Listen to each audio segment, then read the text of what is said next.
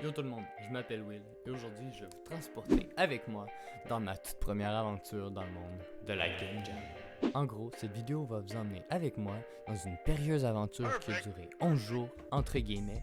Vous allez voir pourquoi dans la vidéo. Pendant ces 11 jours, j'ai travaillé sur mon deuxième jeu programmé avec le Godot Engine. Mes compétences lors de la Game Jam étaient réellement limitées en termes de programmation et de savoir sur le développement de jeux vidéo. Alors ne me jugez pas trop vite, critiquez pas mon code parce que j'étais encore débutant.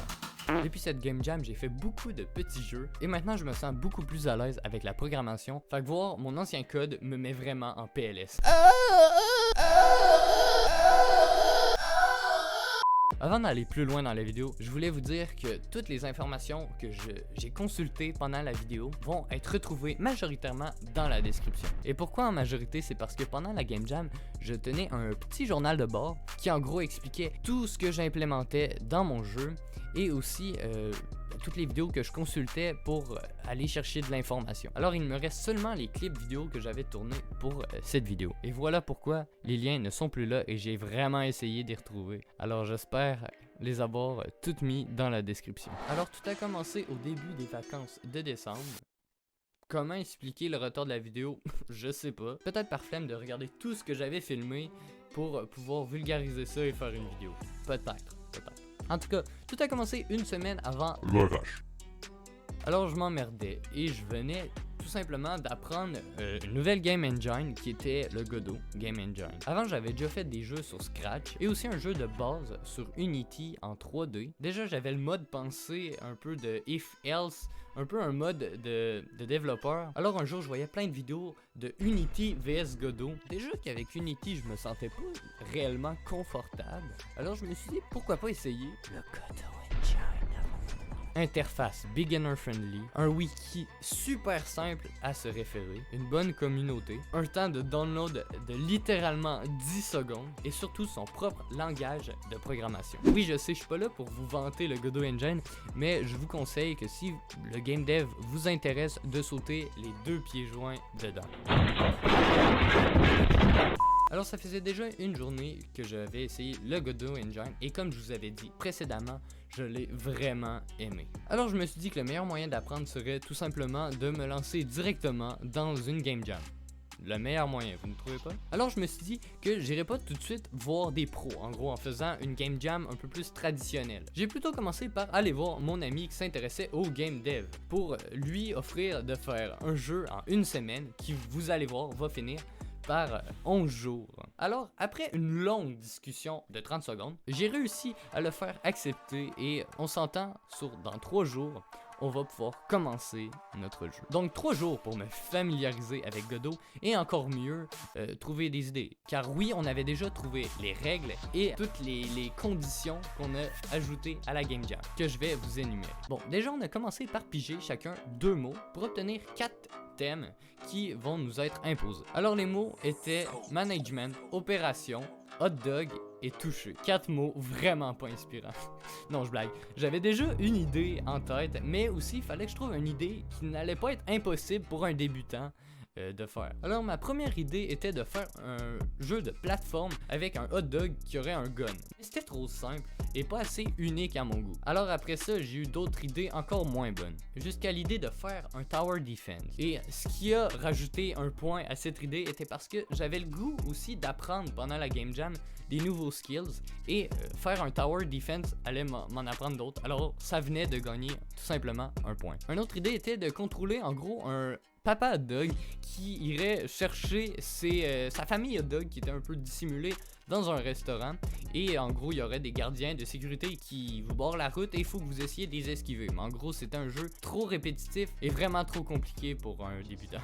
Pendant que je réfléchissais à des idées pour le jeu, je travaillais sur un projet pratique en suivant un tutoriel, une série de tutoriels que je vous ai mis dans la description. C'est la meilleure série selon moi pour commencer avec le Godot Engine. Vous allez apprendre une tonne de trucs. C'est super bien expliqué et si vous mettez la vitesse à 1.25, vous allez voir, ça va passer crème. Dites-moi, est-ce que je suis le seul à mettre tous les tutos que je regarde en x1.25? Alors, la journée avant le jour J, je venais de trouver une une idée de base très intéressante. Je vais vous expliquer sur quoi je parle. Donc, un tower defense où une bouteille de ketchup va pouvoir rouler sur elle-même pour se déplacer. Elle tire du ketchup et doit tuer tous les hot dogs avant qu'ils traversent la ligne de touchdown. Alors, les critères étaient respectés. Des hot dogs, toucher car il faisait un toucher de football américain, management car tu dois manager tes upgrades et tes habiletés, opération parce que tu dois gérer de l'argent et faire des opérations avec celle-ci. L'idée pour l'instant fait vraiment pas de sens, mais au fur et à mesure que je vais travailler sur le jeu et avoir des nouvelles idées, vous allez voir, ça va faire de plus en plus de sens. Bon, vous savez sur quoi je partais. Alors, je vais vous résumer jour par jour mes idées, les états d'esprit et les problèmes que j'ai dû faire face. Alors, au début, j'avais un journal de bord, mais avec des problèmes d'enregistrement, je l'ai plus. Alors, ça sera pas autant détaillé, mais quand même, je vais vous résumer en grande partie tous les problèmes importants que j'ai soulevés. C'est parti, jour 1. Tout commence par une petite journée, car c'était le temps des fêtes, et j'avais un souper le soir. Pendant 1 heure seulement, j'ai pu travailler sur le jeu. C'est vraiment pas beaucoup. J'ai décidé de commencer avec une stratégie de dessiner toutes mes assets avant de commencer à programmer. Et oui, c'était nous-mêmes qui devions dessiner nos propres sprites. Mon idée de base consistait d'un terrain de football. Fait que c'était mon plan. Il a fallu que je dessine les lignes de contour du terrain de tous les angles possibles, jusqu'à ce que plus tard, j'apprenne que je peux faire une rotation sur Godot. Pour ceux qui se demandent ce que j'utilise pour dessiner les sprites, j'utilise Pixel, qui est en gros un logiciel sur ton navigateur web gratuit. Le lien dans la description qui te permet tout simplement de faire des dessins pixelisés. Voilà ce qui était prévu dans ma tête le premier jour, était tout simplement de dessiner les sprites du ketchup et le terrain de football. Rien d'extravagant. Jour 2. Cette journée commence par une bonne initiative de ma part, qui était tout simplement de faire une to-do list sur Trello.com, un site souvent utilisé dans le game dev, notamment par Denis. Donc j'ai rapidement planifié mon idée sans passer non plus trop de temps dessus. Petit spoiler, la to-do list, je m'en suis vraiment pas servi pendant le jeu. Par la suite, je suis parti sur la question du mouvement du personnage. Le personnage devait utiliser l'axe des Y pour se déplacer. 2 options s'offraient à moi. Soit je fais un mouvement continu d'une certaine vitesse, par exemple une vitesse de 50, ou encore j'utilise l'idée du déplacement par grille. C'est quoi ça? C'est le principe sur lequel un joueur peut que se déplacer par bond. Comme si l'on prend un jeu d'échecs ou une feuille quadrillée et c'est un carreau à la fois. La vitesse est alors appliquée au moment de transition entre une case à l'autre. C'est ce qui va faire la vitesse. Donc sans me poser trop de questions qui m'auraient sauvé du temps, j'ai décidé d'essayer les 2 types de mouvements et voir quel style fitterait le plus mon jeu. Après avoir essayé un mouvement continu, j'ai opté directement pour un mouvement basé sur une grille, car je venais de trouver une difficulté à mon jeu. Tu tires du ketchup tout le temps, mais seulement si tu ne bouges pas. Alors sans perdre une seconde, je suis allé directement chercher un ancien projet que j'avais fait qui avait lui-même des mouvements par carreau, ce qui me permettait de faire CTRL-C, CTRL-V et de pouvoir modifier un petit peu le code pour qu'il puisse fitter avec l'optique du jeu. Le tuto que j'avais utilisé pour faire les mouvements en carreau se retrouve dans la description. Après avoir intégré les mouvements à mon personnage, je suis allé travailler les animations de ma bouteille de ketchup et mon ennemi principal, le hot dog, qui avec les conseils de mon frère a finalement l'air vraiment badass. Je l'aime trop. Ensuite, j'ai intégré les animations à mon projet et j'ai fait en utilisant un animation tree, fait qu'en gros, quand la bouteille de ketchup va rouler vers le haut, l'animation vers le haut va s'activer et vice versa. À ce stade-là, l'animation a de mineurs bugs, mais elle fait vraiment l'affaire. Je lui ai ajouté un dernier truc très important, une limite qui serait détectée par un raycast. Donc maintenant que les mouvements de base sont faits, passons au spawn des ennemis. Fallait que je fasse un système de vagues. J'étais vraiment craintif sur la difficulté à mettre cette partie en place, mais en suivant un tutoriel et en essayant de bidouiller ça à ma manière, j'ai finalement été largement correct. Premièrement, je devais faire que les ennemis marchent jusqu'à l'autre côté du joueur pour traverser la ligne de touchdown. Par la suite, j'ai suivi le tuto en modifiant le fait que le spawn des ennemis bouge pour le faire fixe et faire plusieurs lieux de spawn. Le spawn des hot dogs complété, je vais vous avouer que cette partie-là était beaucoup moins effrayante que prévu. Maintenant, j'ai décidé de m'attaquer aux balles qui vont être tirées par le joueur. J'ai suivi un tutoriel pour que le résultat ressemble à ce que je voulais. Pendant que je faisais cette opération, je me suis mis à mettre qu'à chaque frame, que mon jeu roulerait, mon player tirerait une munition pour voir combien de temps je peux tenir sans que mon jeu crache. Et juste pour le fun, voici mon expérience en accéléré. Attends là, mais ça meurt jamais.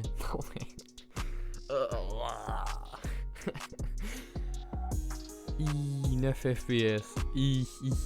Aïe, on a quand même 37 et des 1000 d'objets là. Oh my god. Wow.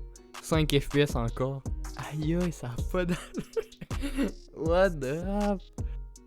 Aïe, ok, on essaie d'atteindre le cap de 1 million d'objets. Let's go. Oh my god, c'est vraiment un jeu d'enfant pareil. Non, mais c'est quand même la première fois que je m'en vais vraiment longtemps dans ces stades-là. Toujours impressionnant. Pardon. Ah, bientôt à 80 000 objets. Oh, on vient de switcher à 4 FPS. Aïe aïe. On vient de passer vraiment 90 000 objets. Le cap de 1 million d'objets a été atteint. Et puis on a 3 FPS. 4, 3. Alors, après les infanteries, j'ai ajusté mon canon de manière à ce qu'il puisse être upgradé dans le jeu.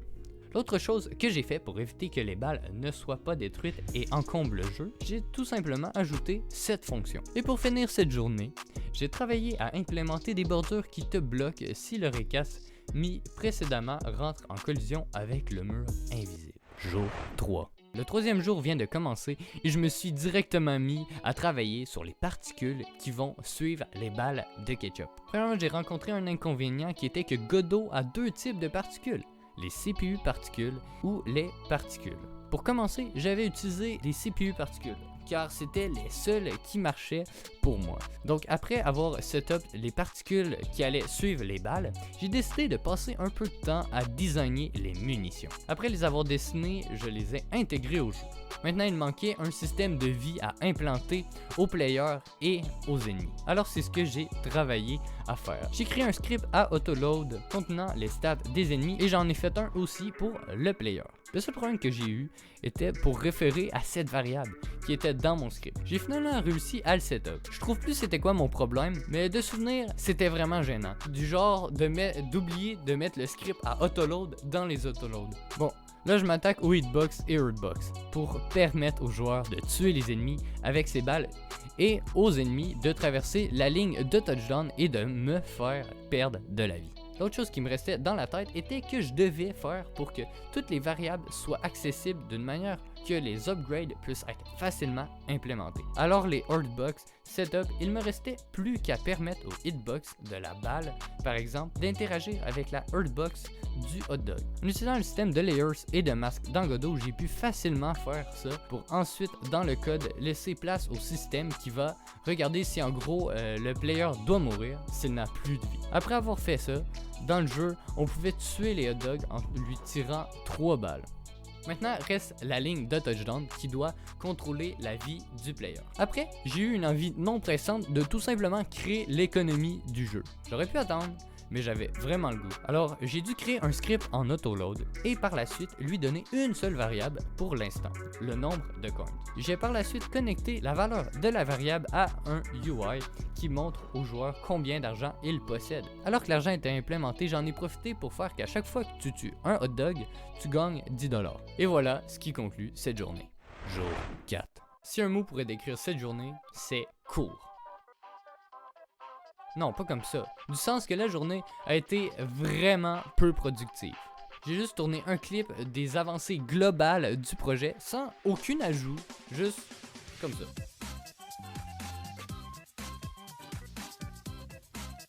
Jour 5. Cette journée. Mon futur moi va regretter la première chose que j'ai travaillé dessus. Car je cherchais un moyen de faire les particules de mort d'un hot dog et je suis allé sur YouTube chercher un tutoriel. Et j'ai cherché des tutoriels de particules. Rappelez-vous que moi j'utilise des CPU particules et non des particules. Alors le seul problème c'était que ça parlait pas de CPU particules dans le vidéo. Alors dans la vidéo ça parlait des particules normales. Et la personne vantait les particules normales car c'était la node particule la plus optimisée en termes de qualité.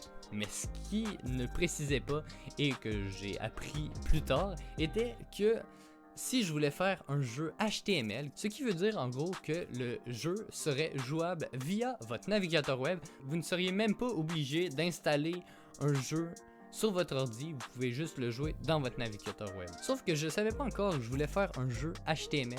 Donc, devinez quoi, j'ai fait une refonte complète de toutes les CPU particules pour les mettre en particules normales. Donc, en gros, c'est cette partie-là qui m'a fait beaucoup perdre de temps, car si je veux le mettre en HTML, va falloir que je retravaille toutes les particules pour les mettre. Donc, je me suis trompé et si je veux le mettre en HTML, va falloir que je change toutes les particules pour des CPU particules et ce n'est pas encore fait même après la fin du jeu. Donc en gros j'ai juste changé les CPU particules pour faire des particules normales. Donc le jeu en HTML il peut être oublié pour l'instant, mais je peux toujours retravailler toutes les particules, mais c'est quand même un bon nombre de temps réellement perdu. C'était la partie la plus dure à suivre de la vidéo, désolé. Mais la chose à retenir, c'est que j'ai changé mes CPU particules pour des particules normales. Maintenant, on a passé la partie que je regrette très sincèrement. Alors j'ai décidé par la suite d'attaquer les UI, qui vont servir à montrer le nombre de points de vie. Le UI était connecté avec la variable du player contenant le nombre de vie. Déjà à ce stade, j'avais dessiné 2 UI. Je vous rappelle que dans mon jeu, j'ai besoin d'upgrade. Alors par la suite, j'ai dessiné et designer 3 upgrades. Déjà à ce stade, j'avais 2 UI, mais oubliez pas que j'ai besoin d'upgrade et chaque upgrade c'est un UI. Donc j'ai passé un bon nombre de temps à designer 3 upgrades. Ensuite, je les ai dessinés pour les rajouter au jeu. La journée était terminée. Jour 6. Le temps pour les upgrades de prendre vie. J'ai dû passer quelques heures à apprivoiser les UI en regardant quelques vidéos avec une grosse partie d'essais-erreurs. Après avoir intégré l'image de l'upgrade dans le jeu, je voulais faire pour qu'une box sorte de dessous l'upgrade pour afficher le prix. Alors, j'ai dû la dessiner. L'autre chose que j'ai travaillé était le niveau des upgrades qui sont démontrés par des points qui deviennent verts. J'ai dû trouver un moyen de les faire apparaître et disparaître. Pour ça, j'ai trouvé un tutoriel excellent et avec de la mise à niveau de mes nouvelles connaissances, j'ai finalement réussi à avoir une barre pour l'instant agréable. Il me reste quand même à faire l'interaction avec les boutons et que tout fonctionne. Avant de terminer pour la journée, j'ai intégré l'animation de marche des hot dogs. Jour 7. Aujourd'hui, je travaille sur l'interaction avec les upgrades. Pour faire ça, j'ai utilisé 2 tutos qui montrent les bases des boutons. Les boutons qui marchent et les niveaux qui s'affichent, je change de truc sur lequel je travaille. J'enchaîne avec les particules de mort d'un hot dog que je n'avais pas eu le temps de terminer. Par la suite, je suis parti dessiner les UI pour un nouvel upgrade. Ensuite, je voulais faire fonctionner les upgrades. Et pour commencer, je me suis attaqué à la plus facile, celle des coins. Après peu de temps, j'avais réussi à compléter les upgrades des coins et celle de vie. Je m'attaquais maintenant à celle de dégâts. Je venais aussi de voir que je pouvais tout simplement changer dans le script le coût de chaque upgrade, car mon texte allait s'afficher et s'updater toute seule. Et la dernière chose que j'ai fait était de faire une L-bar pour mes hot dogs. Pour mieux visualiser la vie de mes hot dogs, et je vous dis pas à quel point j'ai fait des essais-erreurs pour arriver à de quoi qui marche. Jour 8. Le jour 8 est beaucoup plus court, car la seule chose que j'ai faite est de travailler sur la table. Oui, la table. Je vous explique ce qui se passe. Pendant une marche, je réfléchissais avec mon frère à qu'est-ce que je préfère pour que le jeu fasse encore plus de sens. On a réfléchi à une idée, nous est parvenue, c'était de faire une table. Alors le but tout simplement des hot dogs serait de s'enfuir pour toucher le sol. Mais il manque encore de quoi qui ne fonctionne pas réellement. Parce qu'il faut une autre raison. Pourquoi ils courent les hot dogs? Non mais c'est vrai, pourquoi ils courent les hot dogs? Alors avec mon frère, on a réfléchi assez longtemps à une solution qui serait en gros d'introduire un nouveau personnage à ce jeu. Il s'appelle Tom! Tom, c'est le gars de l'autre côté de la table, où se trouvent les spawns, les assiettes. Tom veut juste manger des hot dogs. Et tu dois tirer les hot dogs avec du ketchup pour en gros que Tom ait le temps de les attraper pour les manger. Bon, l'idée était changée, mais pas pour la dernière fois, parce qu'elle fait pas non plus un sens infini. Alors attendez 2 jours et vous verrez la splendeur d'une idée improvisée. Alors pour revenir à la table, j'ai fini de la dessiner et de l'assembler en tilemap. Et pendant 2 heures, j'ai essayé de faire qu'en gros, la table se détruise. Mon but là-dedans était en gros d'instaurer une logique qu'à chaque fois que vous perdez de la vie, Tom s'énerverait et frapperait sur la table et la fracturerait en quelques morceaux. Jour 9. Vide. Comme mon verre d'eau. Jour 10. Là, c'était pas une petite journée, croyez-moi. Déjà, j'ai ajouté des stats qui se limitent au nombre de vagues, au nombre de kills et au nombre d'ennemis qui restent à tuer avant la prochaine vague. Premièrement, une nouvelle règle à la Game Jam vient d'être instaurée. Maintenant, on n'a plus de date fixe qui était le 6 janvier pour terminer notre jeu. Ça, c'est parce que mon ami avait même pas commencé son jeu. Alors, toutes les journées que j'ai pas travaillé sur le jeu vont pouvoir être reprises. Parfait, je vais pouvoir reprendre le jour 9 qui était totalement vide et combiner mes 2 moitiés de journée du jour 4 et 5 parce qu'ils ont duré littéralement 2 heures. Alors, pour commencer, je vais rajouter une hitbox à la bouteille de ketchup. Car par la suite, je vais rajouter un upgrade et une attaque qui permet aux joueurs de rouler sur ses ennemis et de leur faire des dégâts. Par la suite, je vais dessiner les 2 UI des upgrades qui vont permettre de transpercer les ennemis avec ces balles et celle qui te permet de rouler sur tes ennemis. J'ai dû retravailler l'upgrade de vie parce que ça a chié. Donc j'ai vraiment arrangé ça broche à foin, mais bon, ça fait la job. De toute façon, j'ai pas assez de temps à consacrer à ça. Maintenant, laissez place à une autre partie compliquée que j'ai dû faire face, qui était les habiletés. Dans le jeu, je voulais aussi qu'ils puissent avoir des habiletés, en gros, que ça serait des tirs spéciaux, par exemple un shotgun et un genre de tir de sniper super puissant. Les habiletés, en gros, ça va être des tirs spéciaux qu'on va pouvoir activer pendant un certain temps. Alors, j'ai dû travailler à implémenter le shotgun et le super shot. Pour le shotgun, j'ai dû regarder une vidéo expliquant le principe d'un shotgun. Mais avec un autre œil, la vidéo n'était pas non plus la meilleure manière de faire ça. Alors j'ai suivi le tutoriel et pris des positions 2D pour assigner l'emplacement dont les balles vont devoir sortir de la bouteille. J'ai aussi fait des particules de différentes couleurs pour chaque habilité spéciale et voilà que mon shotgun, le super shot, est terminé. Attendez, il me reste à faire pour qu'il puisse être switché. Avant de m'attarder à ce problème qui m'a cassé le crâne, j'ai décidé de travailler sur les sprites des habiletés. Un fond d'une autre couleur pour les différencier des upgrades et boum, c'est fait. Pendant cette journée, je vous ai épargné beaucoup de bugs que j'ai dû fixer.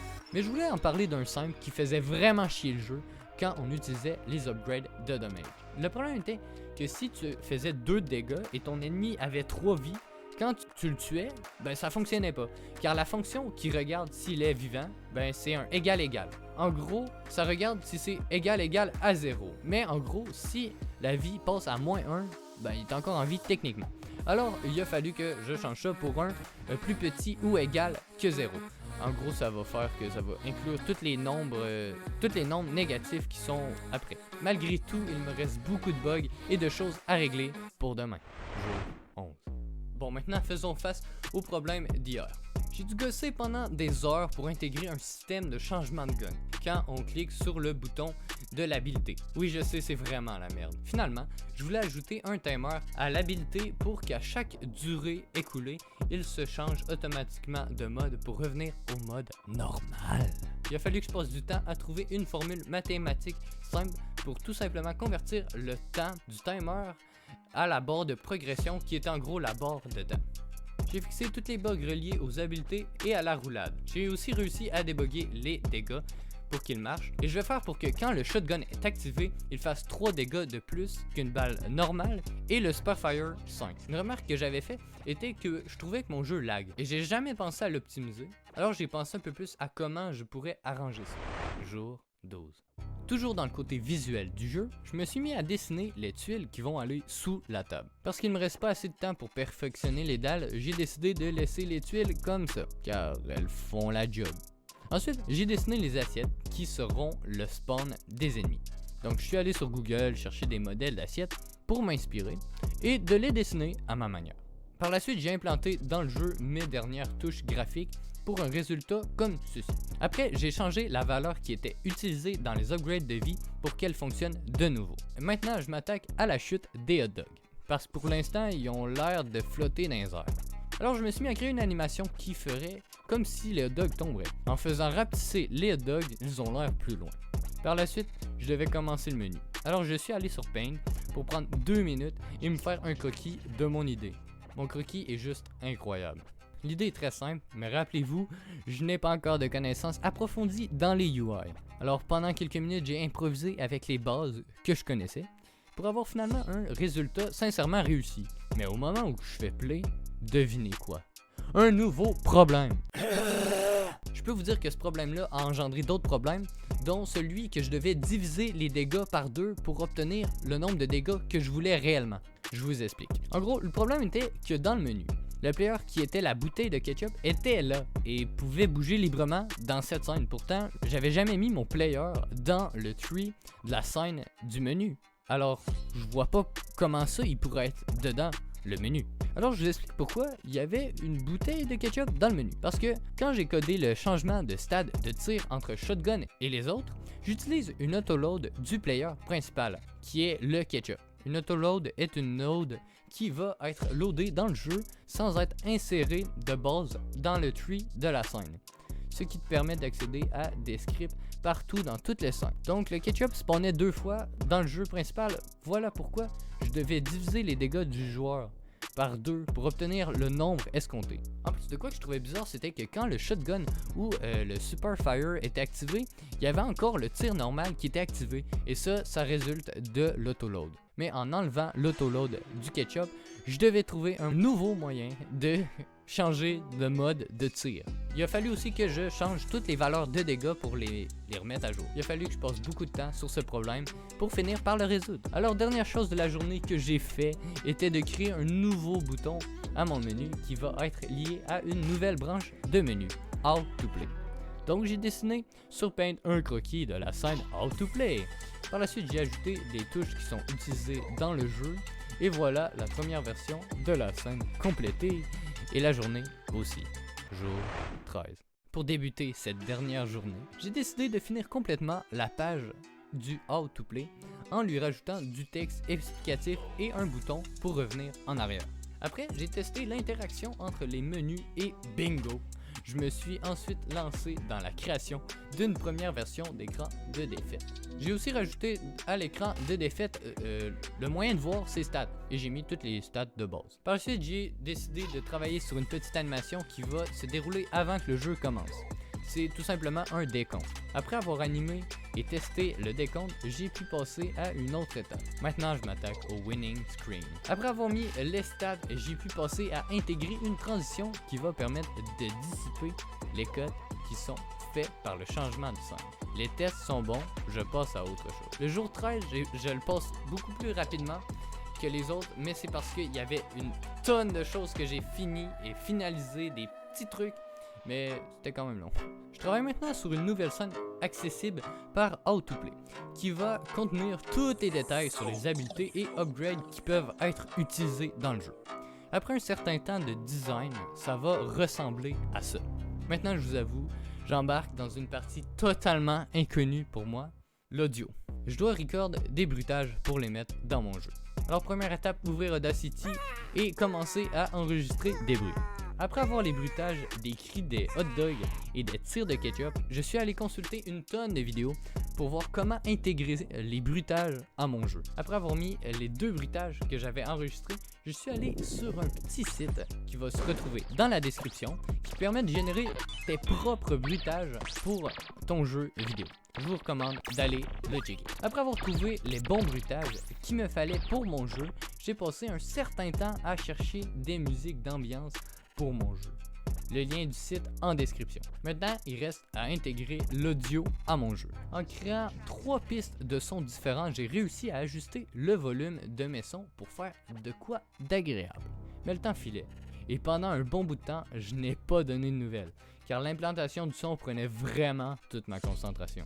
Ce que j'ai fait pendant ce temps-là a été de créer une scène qui va expliquer le contexte du jeu à chaque fois qu'on lance le jeu. Et maintenant, le script du jeu fait beaucoup plus de sens. J'ai dû aussi exporter le jeu pour Windows, ce qui m'a coûté beaucoup de temps. Alors voilà, on est déjà rendu à la dernière partie que j'ai dû affronter, ou du moins l'avant-dernière. Je devrais mettre en ligne mon jeu. Alors je suis allé sur le site itch.io, un site où on peut mettre nos jeux gratuitement en ligne. Le seul problème, c'est que je savais pas comment faire. Et j'avais de l'école le lendemain, Puis il me restait 30 minutes avant que j'aille me coucher. Alors j'ai dû rusher pour trouver le moyen de mettre mon jeu sur Itch. Mais après plusieurs essais, je ne voyais pas mon jeu en public, donc j'ai dû gosser pour trouver enfin un bouton trop simple qui me restait à cocher. Et ben, une erreur apparaît. Leurs serveurs ont un problème. J'ai dû aller me coucher et le challenge était fini. Le lendemain matin, j'ai réussi à le mettre public et le tester, mais une erreur apparaît dans la console du jeu. J'ai donc essayé de résoudre l'erreur en la cherchant sur mon navigateur web, mais aucune solution à mon problème. J'étais découragé et tanné. Jour 14. Ce jour a lieu une semaine plus tard. J'avais pris une grosse pause sur le jeu, parce que depuis le problème, c'était vraiment frustrant pour moi de voir l'erreur, mais de pas la comprendre. Mais pendant une semaine, je me suis mis de temps à autre à essayer des solutions à mon problème, mais rien ne marchait. Et pendant cette semaine, j'ai trouvé le moyen de donner un icône à mon jeu, changer l'écran de chargement de Godot pour la remplacer par une photo d'un hot dog. Un jour, je me suis dit, je savais c'était quoi le problème, mais il me suffisait juste de lire l'erreur. J'ai passé littéralement 5 minutes pour me rendre compte que l'erreur était que j'avais rajouté un nombre dans la parenthèse quand j'instanciais une balle. Mais en gros, ce qu'il faut savoir, c'est que dans la parenthèse, aucune valeur n'est nécessaire. Même, faut pas en mettre. Donc j'ai essayé en notant les chiffres que j'avais mis qui en gros dans ma tête signifiaient le nombre d'instances de l'objet qu'on faisait. Et devinez quoi? Bingo, ça marche. Par la suite, j'ai republié mon jeu et pour ceux qui ne veulent pas se spoiler, vous pouvez aller dans la description, le lien de mon itch et de mon jeu est là parce que maintenant je vais l'essayer avec vous. Alors ça fait un bon bout de temps que je n'ai pas retouché au jeu, je suis pas allé me spoiler, ça fait réellement longtemps, ça fait pour moi 2 semaines que je l'ai pas ouvert, alors on va ouvrir ça ensemble et découvrir à quoi ça ressemble. Alors déjà, laissons le petit bouton glisser entre mes doigts et ça se lance. Je m'en rappelle, il y avait une belle petite musique là.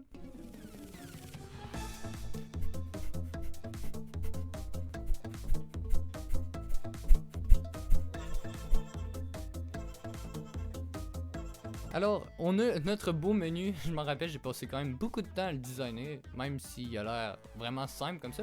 Alors, on va repasser le jeu rapidement. On va aller juste voir les petits boutons rapidement. Je passerai pas trop de temps.